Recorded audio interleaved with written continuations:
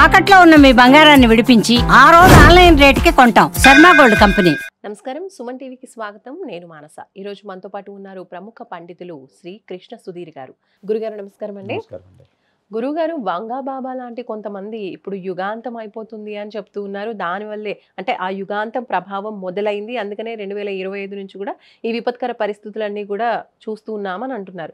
దీనికి జ్యోతిష్య పరంగా మీరేం చెప్తారు? అలాగే 2 గ్రహణాలు కూడా ఇప్పుడు రాబోతున్నాయి కాబట్టి, సెప్టెంబర్లో చంద్రగ్రహణం కూడా ఉంది కాబట్టి ఈ ప్రభావం అంతా ఏ విధంగా ఉంటుందంటారు? ఆమె చెప్పేదానికి ఏదైనా బేస్తో చెప్తున్నట్టు ఏమన్నా ప్రూఫ్ ఉందండి? బేస్ అంటే అనిపించింది, తను చెప్పింది, లైక్ ఇన్ఫ్యూజన్ లాంటిదే తప్పితే అంతే. ఇప్పుడు జరిగిన వాటిని చెప్పుకుంటున్నాం, మిస్ అయిన వాటిని గురించి ఎందుకు మాట్లాడుకోవట్లేదు? మనం జపాన్లో ఫలానా తేదీన భూకంపం వస్తుంది, సునామీ వస్తుంది, జపాన్ ఫిలిప్పీన్ మధ్యలో జపాన్ మునిగిపోతుంది, ఇక that is the end of the Japan అన్నట్టు ఏదో చెప్పిందని చెప్పేసి మీడియా అంతా చాలా హడావుడి చేశారు. జరిగిందా? కానీ ఇక్కడ జరగకపోయినంత మాత్రాన అదేదో ఉపద్రవం తప్పినట్టు కాదు కానండి. కొన్నిటిలో ఆమె కొన్ని సూచనలు అందుతున్నాయి, అదేదో ఒప్పుకొని తెరలించారు. ఒక పరేంగిత ప్రజ్ఞ అంటాం దాన్ని. పరేంగిత ప్రజ్ఞ మన ఇంద్రియాలకు సంబంధించి దానికి అతీతమైనటువంటి ఒక శక్తి ఆమెకి ఇంకోటి అనుకోండి, దాని మీద ఆమె కొంత దాని విధంగా అలాంటి పరేంగిత జ్ఞానం అయితే వచ్చింది. దాని ప్రకారం చెప్పారు. ఆ చెప్పిన వాటి ప్రకారం అన్నీ జరగకపోయినా చాలా విషయాలు జరుగుతున్న వాటిని బేస్ చేసుకుని ఇప్పుడు జపాన్ది జరగలేదు అనుకోవద్దు, కానీ ఆమెకు చెప్పిన దాని ప్రకారం ఆ డేట్ కొంచెం అటు ఇటు అవుతుంది అనుకోవచ్చు. ఆ చెప్పిన డేటు మేము జ్యోతిషంలో చెప్తూ ఉంటాం. ప్రమాదం అయితే సముద్రం నుంచి జల సంబంధమైన ప్రమాదాలు 2025 ఈ సంవత్సరంలోను, ఆ తర్వాత వచ్చేసి మీన రాశిలో శని ఉన్నంత కాలం 2.5 సంవత్సరాలు శని సంచారం మీనంలో ఉంటుంది. చాలా నీళ్ళ నుంచి ప్రమాదాలు జరుగుతూనే ఉంటాయి, వస్తూనే ఉంటాయి. తర్వాత కుజుడు ఇక్కడ చాలా ప్రభావితం చేస్తాడు భూకంపాల విషయంలో. మీరు భూమిపుత్రుడిగా కుజుని చెప్తారు. కుజుడు ఏర్పడింది ఇలాంటి ఒక రకమైనటువంటి టెక్టానిక్ ప్లేట్స్లో వచ్చిన మార్పుల వల్ల భూమి నుంచి ఒక భాగం విడిపోయి అంతరిక్షంలోకి వెళ్ళిపోయి అది కుజగ్రహంగా మారింది. అంటే భూమిపుత్రుడు కుజుడు, భూమి నుంచి ఏర్పడిన ఒక మొక్క కుజుడు. ఇవాళ భూమిలో సముద్రంలో భూమి పొరల మధ్య ఉండే అంతర్గతంగా వచ్చే మార్పుల వల్ల టెక్టానిక్ ప్లేట్స్ ఢీకొని భూకంపాలు వచ్చిన లోతును బట్టి భూకంపాల తీవ్రత చెప్తున్నారు. అలానే ఏంటంటే ఒకప్పుడు ఇండియా అనేది ఆఫ్రికా ఖండంతో సంబంధించి అటాచ్ అయి ఉండేది. అది ఆఫ్రికా ఖండం నుంచి విడిపోయి క్రమంగా యురేషియాని ఢీకొంటూ వచ్చేసేసి అది యురేషియాలో కలిసిన దానివల్ల హిమాలయాలు ఏర్పడ్డాయి. భూమి భారత సంబంధించిన టెక్టానిక్ ప్లేట్ వచ్చేసి ఈ యొక్క యురేషియాని ఢీకొని ప్రత్యేకమైన ఆసియా ఖండంగా భారత్ మారింది. అలా జరిగింది. ఇప్పుడు ఆఫ్రికా నుంచి ఇంకో మొక్క విడిపోతుంది, సొమాలియా ప్లేట్. అది నెమ్మదిగా వచ్చేసి హిందూ మహాసముద్రంలో ట్రావెల్ చేసుకుంటూ సంవత్సరానికి 1 మిల్లీమీటర్ 1 సెంటీమీటర్ జరుగుతూ వచ్చి కొన్ని వేల సంవత్సరాలకి మన భారతదేశాన్ని ఢీకొంటుందట. అలా ఏర్పడుతుందని చెప్తున్నారు. జరుగుతుంది, అది ఆఫ్రికా ఖండం నిలువుగా చీలిపోతుంది. అలానే ఈ కొన్ని ప్రమాదాలు సముద్రం లోపల అంతర్గత పొరల్లో వచ్చే పసిఫిక్ ఓషన్ చాలా డీపెస్ట్ సీ ఓషన్.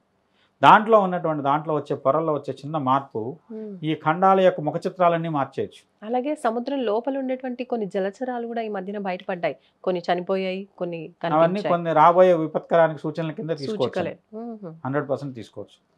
ఫలానా చేప ఒక చోట కనపడింది, అది కనపడితే ప్రమాదం వస్తుందని వాళ్ళకు ఉన్నటువంటి అక్కడ ప్రాంతీయమైనటువంటి నమ్మకాల విశ్వాసాల ఆధారంగా చెప్తున్నారు. కానీ ప్రపంచవ్యాప్తంగా ఏది ఏమైనా జల సంబంధమైనటువంటి ఉపద్రవాల వల్ల ప్రతి ఒక్క దేశం కూడా బాధించబడుతున్నది, అది యథార్థం ఇవాళ పరిస్థితుల్లో.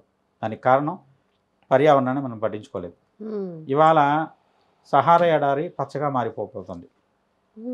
అలానే మనకు సంబంధించినటువంటి ఏషియాలో ఉన్నటువంటి ఈ అరేబియన్ సంబంధించిన డెజర్ట్ ఏదైతే ఉందో అరేబియా ఎడారి కూడా ఆల్మోస్ట్ కొంత భాగం కొన్ని చెట్లు మొలకెత్తాలు కొంచెం పచ్చ బయళ్ళగా మారిన సందర్భాలు చూస్తున్నాం మనం ఇప్పుడు. ఈ సంవత్సరంలో చాలా విశేషాలు అలాంటివి మారినాయి. తద్వారా భూమి లోపల ఉండే నిధి నిక్షేపాల్లో కూడా మార్పులు వస్తున్నాయి. నిన్న మొన్నటి వరకు భారతదేశానికి సంబంధించినటువంటి దాంట్లో ఎక్కడా పెద్ద ఈ కాయిల్ నిక్షేపాలు లేవు. కానీ ఇప్పుడు అండమాన్ సముద్రం దగ్గర చాలా పెద్ద స్థాయిలో నిక్షేపాలు కనుగొన్నారని, అలానే అరేబియన్ సముద్రంలో వచ్చేసేసి మీకు ఈ పాకిస్తాన్కి భారతదేశానికి మధ్య అరేబియా సముద్రం లోపల పెద్దదైనటువంటి ఒక సహజ వాయు నిక్షేపాలు ఆయిల్ నిక్షేపాలతో కనుగొన్నారని చెప్పి న్యూస్ వస్తుంది. ఇలాంటివన్నీ ఏంటంటే ఆ భూమి లోపల వచ్చే పొరల్లో వచ్చేటువంటి మార్పుల వల్ల ఆటోమేటిక్గా పక్కకు జరగటం జరుగుతుంది. తద్వారా ఏర్పడేటువంటి పరిస్థితుల్లో కొన్ని దేశాలు ఇవాళ వరకు ఆర్థికంగా ప్రపంచాన్ని శాసించినాయి. అలాంటి దేశాలన్నిటి యొక్క ఆర్థిక స్థితి సమతుల్యం దెబ్బతింటుంది. కొన్ని పేద దేశాలుగా ఉన్న దేశాలు విపరీతమైనటువంటి ఆర్థిక సంపత్తితో మారేటువంటి పరిస్థితులు ఏర్పడుతుంది. అలాంటి దేశాల్లో భారతదేశం కూడా ఒకటని చెప్పచ్చు. ఎందుకంటే అండి, మకర రాశి మన స్వాతంత్రం వచ్చింది పుష్యమి నక్షత్రం కర్కాటకంలో. కానీ భూమి మీద మన యొక్క రేఖాంశాలను బట్టి విభజన చేసుకుని టైం జోన్స్ ఉన్నాయి కదా, దాని ప్రకారం మకర రాశిలోకి భారతదేశం వస్తుంది. అందువల్ల ఇది కర్మభూమి అంటున్నాం. దశమ స్థానం కర్మస్థానం, మకర రాశి కర్మరాశి, అందువల్ల కర్మభూమి ఇది. ఇక్కడ కర్మ చేస్తే ఆ కర్మ 10 ఫలితాన్ని ఇస్తుంది. ఇప్పుడు క్రౌంచ ద్వీపం అంటే అమెరికా కానీ కెనడా కానీ, అది వచ్చేసి భోగభూమి. మన యొక్క బలిని పాతాళంలోకి విష్ణువు తొక్కేసినప్పుడు వామన రూపంలో అక్కడికి వెళ్ళి ఆయన ఉన్నాడని అక్కడ ఉంటాడు కాబట్టి అది బలికి సంబంధించిన చక్రవర్తికి సంబంధించిన ప్రాంతం, అది భోగభూమి. దానికి కాపలాగా మహావిష్ణువే ఉంటాడని మన పురాణాలు చెప్తాయి. పాతాళానికిలో ఉన్నటువంటి బలి చక్రవర్తి రాజ్యానికి కాపలా విష్ణు అట వామన రూపంలో. ఆ విధంగా ఆ దేశం అంతా బాగా ఏదైతే ఎడారి ప్రాంతం అని వదిలేసిందో అది విపరీతమైన ధనప్రావమైనటువంటి ప్రాంతం కింద మారింది. ఇలాంటి పరిస్థితుల్లో ఇప్పుడు వచ్చేటువంటి మార్పులు ప్రపంచవ్యాప్తంగా కొన్ని దేశాల ముఖ చిత్రాలను మార్చేస్తున్నాయి. జపాన్ అనేది దీవులు అస్తవ్యస్తం అవుతాయి. అది ఈ సంవత్సరం కావచ్చు, ఒక 6 నెలలు అటో ఇటో జరగచ్చు, కానీ జరగడం మాత్రం తథ్యం. ఎందుకంటే కుజుడు చాలా తీవ్రమైన ప్రభావాన్ని కలిగిస్తున్నాడు. కుజ సంబంధమైనటువంటి సంచారం వల్ల కుజుడు శని ఇద్దరు కూడా ఒకరికొకరు చూసుకుంటున్న స్థితి జూలై 26 నుంచి 28 నుంచి ఏర్పడుతుంది. అది కొంచెం ప్రమాదకరమైన స్థితి అని చెప్పచ్చు. తద్వారా కొన్ని విపరీతమైన పరిణామాలు. అలానే మీకు రాబోయే సెప్టెంబర్ 7వ తారీఖు ఉన్నటువంటి చంద్రగ్రహణం కుంభరాశిలో ఏర్పడుతుంది. పూర్వభద్ర నక్షత్రం. అలానే వచ్చేసి తర్వాత వచ్చేటువంటి 21వ తారీఖు ఉన్నటువంటి సూర్యగ్రహణం మన దేశంలో లేదు, కానీ పసిఫిక్ ప్రాంతం మొత్తం ఉంది. కాబట్టి అది కూడా పసిఫిక్ సముద్ర ప్రాంతంలో తీవ్రమైనటువంటి నష్టాన్ని కలిగించవచ్చు అని చెప్పచ్చు. ఇలాంటి విపరీతమైన పరిణామాలు ప్రపంచవ్యాప్తంగా ఏర్పడుతున్నాయి. అది దేశపరమైనటువంటి రాజకీయ వ్యవస్థ అతలాకుతలం చేస్తున్నాయి. ప్రపంచాన్ని శాసిస్తున్నాను అనుకునేటువంటి దేశాధినేత అతి త్వరలో అతి దారుణంగా చంపబడతాడని చెప్పచ్చు ఇలాంటి మార్పుల వల్ల. అది ప్రపంచంలో నేనేది చెప్తే అది ప్రపంచం మొత్తం వినాలి అనేటువంటి ఒక అహంకారంతో విరవేగుతున్నటువంటి దేశాధినేత అని చెప్పచ్చు. నేనే చేస్తున్నాను, ఇదంతా నా వల్లనే జరుగుతుంది, నేను లేకపోతే ఆ యుద్ధం జరిగేది, నేను అంటే ఆగింది, లేదంటే నేను కావాలంటే వెంటనే మొదలెట్టారు, ఇదంతా నా కనుసన్నల్లో జరుగుతుందని చెప్పి ప్రపంచాన్ని నేనే నడిపిస్తున్నాను అనుకుంటున్న వ్యక్తి అత్యంత దారుణంగా ఒక రకంగా చంపబడతాడని చెప్పచ్చు. తద్వారా ప్రపంచ చరిత్రలో ఒక రకమైనటువంటి అధ్యాయానికి కొత్త అధ్యాయానికి తరలేచేటువంటి అవకాశం. వింటుంటేనే చాలా పెను మార్పులు సంభవించే అవకాశం తెలుస్తూ ఉంటుంది. కాబట్టి అసలు ఎలా ఉంటుంది అనేది ముందు చూడాల్సిందే. ధన్యవాదాలు గురుగారు. నమస్కారం.